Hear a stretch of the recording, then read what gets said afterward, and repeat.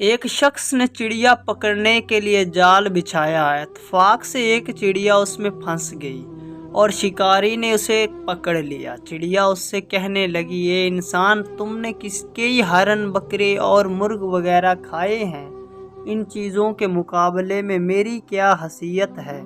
ذرا سا گوشت میرے جسم میں ہے، اس سے تمہارا کیا بنے گا؟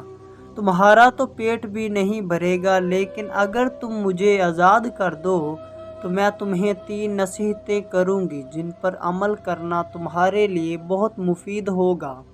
ان میں سے ایک نصیحت تو میں تمہیں ابھی کروں گی، جبکہ دوسری نصیحت اس وقت جب تم مجھے چھوڑ دو گے اور میں دیوار پر جا بیٹھوں گی۔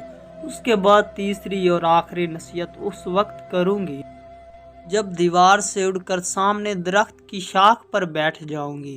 اس شخص کے دل میں تجسس پیدا ہوا کہ نہ جانے چڑیا کیا فائدے کی نصیحتیں کرے گی۔ اس نے چڑیا کی بات مانتے ہوئے اس سے پوچھا، تم مجھے پہلی نصیحت کرو، پھر میں سوچوں گا۔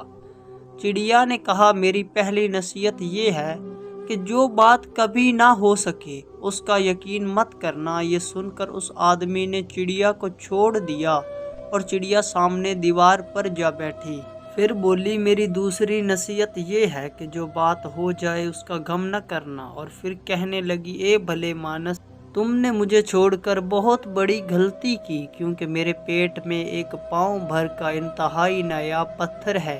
اگر تم مجھے ذبح کرتے اور میرے پیٹ سے اس موتی کو نکال لیتے تو اس کے فروخت کرنے سے تمہیں اس قدر دولت حاصل ہوتی کہ تمہاری آنے والی کئی نسلوں کے لیے کافی ہوتی اور تم بہت بڑے رائس ہو جاتے۔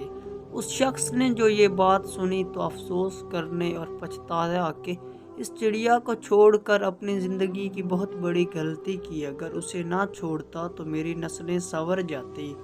چڑیا نے اسے اس طرح سوچ میں پڑے دیکھا تو اڑ کر درخت کی شاخ پر جا بیٹھی اور بولی، اے بھلے مانس، اب میں نے تمہیں پہلی نصیحت کی جسے تم بھول گئے کہ جو بات نہ ہو سکنے والی ہو اس کا ہرگز یقین نہ کرنا، لیکن تم نے میری اس بات کا اعتبار کر لیا کہ میں شٹانگ بھر وزن رکھنے والی چڑیا اپنے پیٹ میں پاؤں وزن کا موتی رکھتی ہوں۔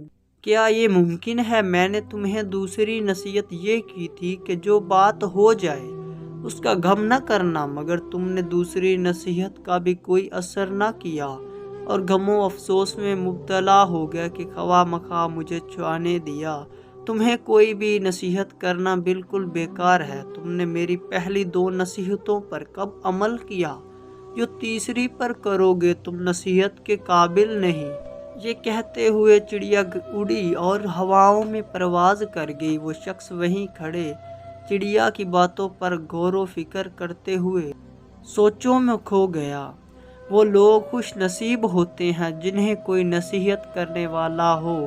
ہم اکثر خود کو عقل کل سمجھتے ہوئے اپنے مخلص ساتھیوں اور بزرگوں کی نصیحتوں پر کان نہیں دھرتے اور اس میں نقصان ہمارا ہی ہوتا ہے۔ یہ نصیحتیں صرف کہنے کی باتیں نہیں ہوتی کہ کسی نے کہہ لیا ہم نے سن لیا، بلکہ دانائی اور دوسروں کے تجربات سے حاصل ہونے والے انمول اثاثے ہیں جو یقیناً ہمارے لیے مشعل راہ ثابت ہو سکتے ہیں اگر ہم ان نصیحتوں پر عمل کریں۔